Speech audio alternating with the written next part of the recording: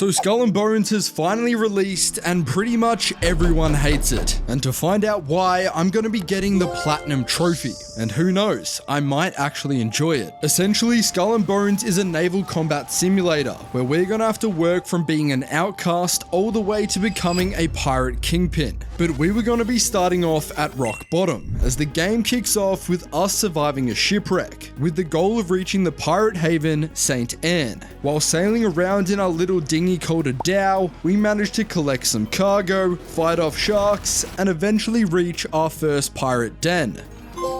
Well, mainland pirate.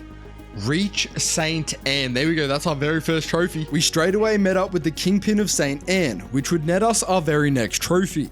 Meet John Skurlock. Just business.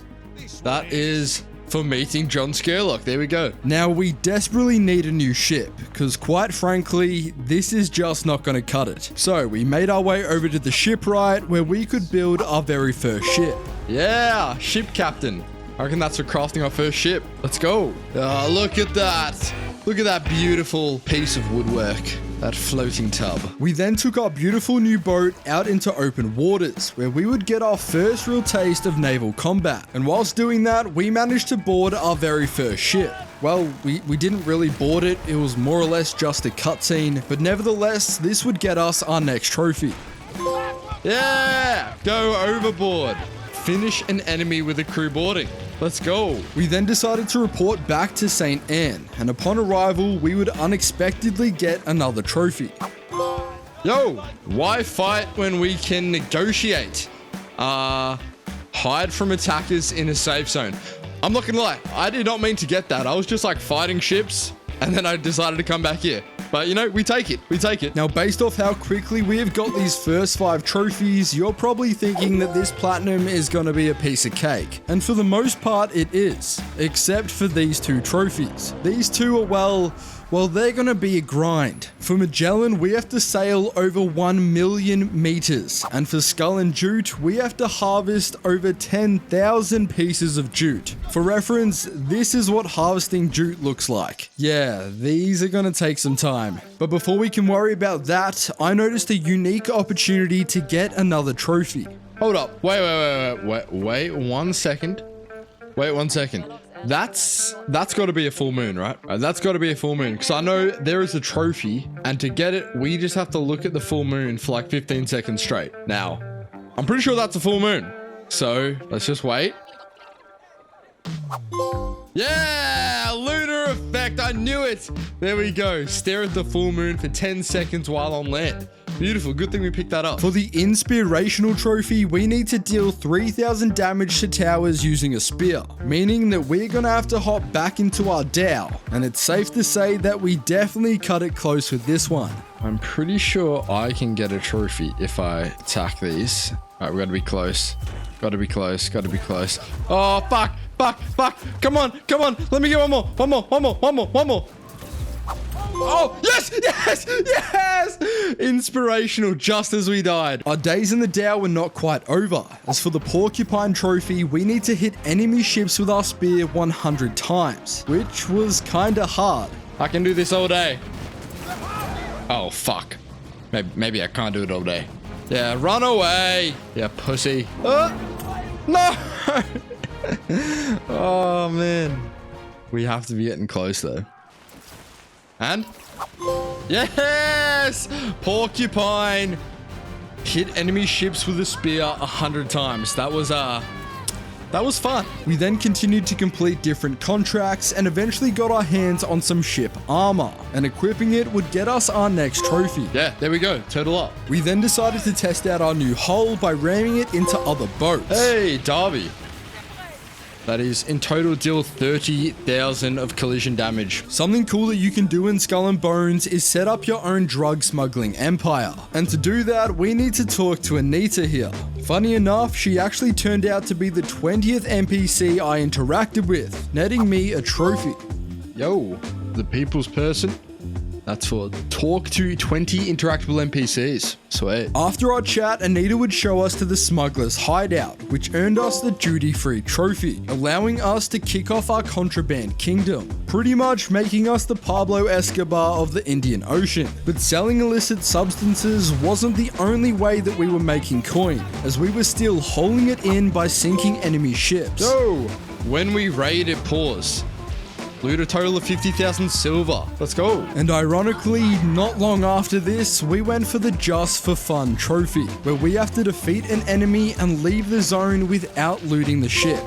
Yo, just for fun. With all the money we were racking in, we finally decided to deck out our character by buying some new clothes. And doing so earned us the trophy Rags to Riches. For the water party trophy, we need to successfully plunder a location in stormy weather. Now this worked perfectly, as in the Delicate Alliance mission, we have to plunder a forest settlement. And whilst doing that, it started to piss rain. Hey, water party. There we go. For these two trophies here, we have to explore all the zones in both the Red Isle and the coast of Africa. Now, within each region, there are a handful of different pirate outposts that we can explore on foot. And at most of these, there are campfires that we can throw powder on to give ourselves a little stamina boost. But more importantly, doing this 3 times would net us the Explorer trophy. The Explorer. There we go. We have just lit our 3rd bonfire. Happy days. Throughout the world, there are also capital settlement locations, and interacting with them or looking at them through a spyglass would net us a few different trophies. Hey, home of the clan of Farah. Home of the sea people. And soon enough, we finally explored all the zones in the Red Isle. Hey, Red Isle Explorer. We then decided to set our eyes across the horizon to the coast of Africa. Here we would be able to find new resources to plunder, as well as some new factions. One of these being the privateers, which are these kind of strong, douchey ships that will attack us on sight. And for the Hitman trophy, we need to send one of these privateers to Davy Jones's locker. Hey, Hitman! What's up? Sink a privateer. Beautiful. We then explored the rest of the African coastline, as well as finding the capital of Jiwe, the home of the Confederation of Ungwana. Beautiful. Our next adventure would lead us to the East Indies, and to get there, we have to venture across the dangerous open seas, which is home to some high-level ships and rogue waves. And for the trophy, I can see my house from here, we have to successfully crest one of these rogue waves. Oh shit, it's getting tough out here. Ooh, the bloody channel. Yep, that seems about right. There it is! There it is! The rogue wave. Alright, we just gotta brace, I think. We just gotta brace and pray. Hey! I can see my house from here. Let's go. Also, it was safe to say that we were pretty underleveled going into this area. In fact, our ship was only level 4, with everything else around us being level 7 or higher. But despite a few close calls, we somehow managed to safely make it to the East Indies. And here, a handful of new trophies would open up to us. 3 of those requiring us to harvest materials. See, we need to mine metal, chop wood, and harvest fiber in 3 different regions. So far, we had done all of those in both the Red Isle and coast of Africa. So doing them again here in the East Indies would get us these trophies. There we go, metal collector. Beautiful. We were able to harvest wood and metal easy enough, but when it came to getting some fiber, yeah, that became a bit of a challenge. There's some up ahead. Oh no, I'm doing it. I'm gonna die, but I have to get this shit. I have to harvest it. Come on. Let's go, we get a trophy. I'm about to die, but that's fine. We got the trophy. Now let's see if we can get out of here alive. Oh, that was unfortunate. I'm in trouble. I am in trouble. Yes, that ship's taking the damage. Oh my god. We won't be able to get out of here. Oh, I think I'm safe. Let's go. All right, we got out of there in one piece. And I'm pretty sure... I think... Yeah, there we go. Home of the Dominion of Rempa. That is for interacting or spyglassing Sunny. After interacting with the Dutch capital, we decided to upgrade our spyglass. Doing so would allow us to scan enemy ships from much further away. Hey, there you are. That's for scanning an object from long distance. Shortly after this, we would earn another trophy for destroying weak points on a ship that was trying to fire flares. We were beginning to make quite the name for ourselves in the East Indies. In fact, we finally raised our infamy rank to Cutthroat. Hey, but you have heard of me. There we go, we've reached Cutthroat tier. By this point, we had also progressed far enough in the main story to meet the Kingpin of the East Indies Den, earning us the trophy Banished Admiral. Our next 2 trophies require us to head back into the open seas. For Battle Royale, we need to defeat 5 ships before leaving the region. But like I said earlier, the enemies in this area are quite tough. So instead, we decided to take on the Colonial Shipment World event. This will give us the chance to get our hands on the Royal Custodian armor, one of the best pieces of armor in the game. The Colonial Shipment is pretty much a timed event where you need to sink these 3 ships before they reach their destination. The only problem is these ships are constantly healing each other using repair mortars, making things so much more difficult. Oh yeah, there is also the constant threat of rogue waves, which I totally forgot about, causing me to get absolutely destroyed on my first attempt. But somehow I must have sunk a ship just as I died, as I got the Not Today trophy, which you get for sinking an enemy ship when you have 5% HP or lower. Lucky for us, on our very next attempt, we managed to board one of these ships, getting ourselves the armor. Oh yes, we got it! The Royal Custodian, man, that's huge. Apparently it's OP as. Let's go! And with our new armor, we were more than prepared to take on the ships in the open seas. Hey, Battle Royale! That is defeat 5 ships without leaving the open seas. And not long after this, we explored the final zone needed to get Open Seas Explorer. After completing a few more contracts, we finally ranked up to Kingpin, which unlocked a new mechanic called manufactories. Essentially, they are another way to make endgame currencies by expanding our contraband kingdom. But more importantly, capturing our first one would get us the trophy First Come, First Served. We are about to hostily take over the boys' lumberyard. Yeah, the boys. We were going up against this guy Chang in a PvP showdown, but after one taste of my broadside cannons, he decided to bugger off, allowing us to capture the manufactory with ease.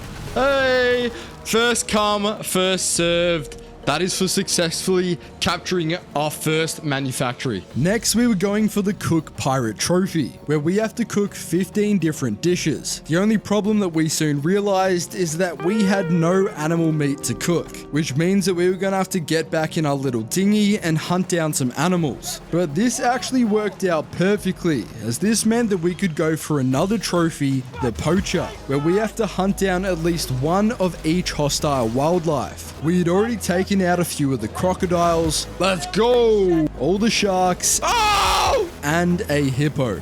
Look at the size of that fucker. But we were yet to take out their apex variants, with the first being the apex crocodile. Is that it? Oh, yep. That's the apex. That's the apex. Oh, whoa, buddy. Ah! I'm nearly dead. Come on. No, not 2 of them. I can't do 2 of them.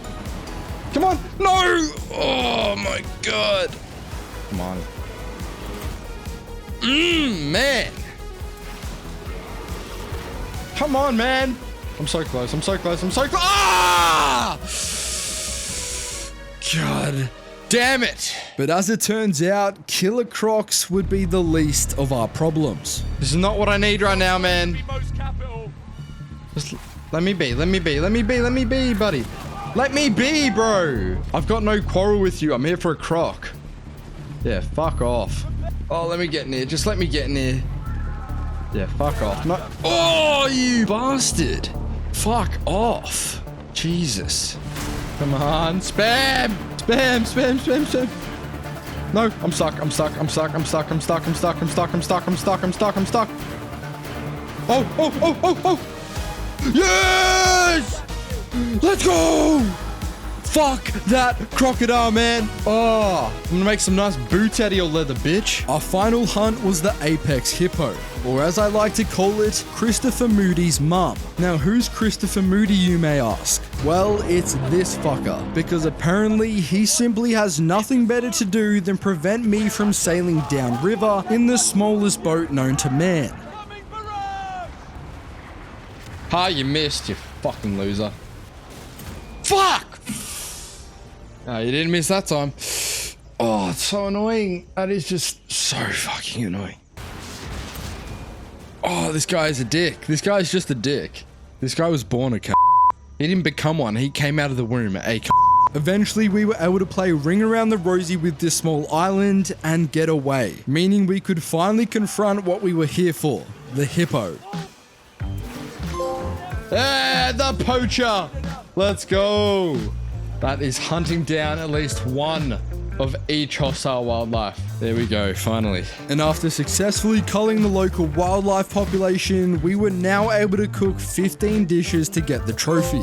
Yeah, there we go. Cook pirates, we've cooked 15 dishes. Now, there are 3 multiplayer trophies in Skull and Bones. For sharing is caring, we have to trade items with at least 3 players, which can actually be a massive pain in the ass because nobody wants to trade in this game.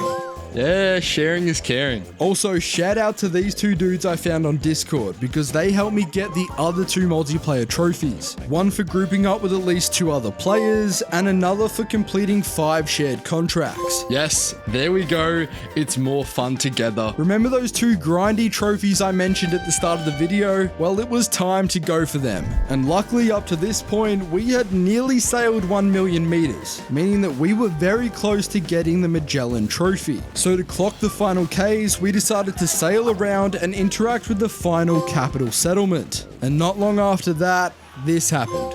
Hey, Magellan! There we go.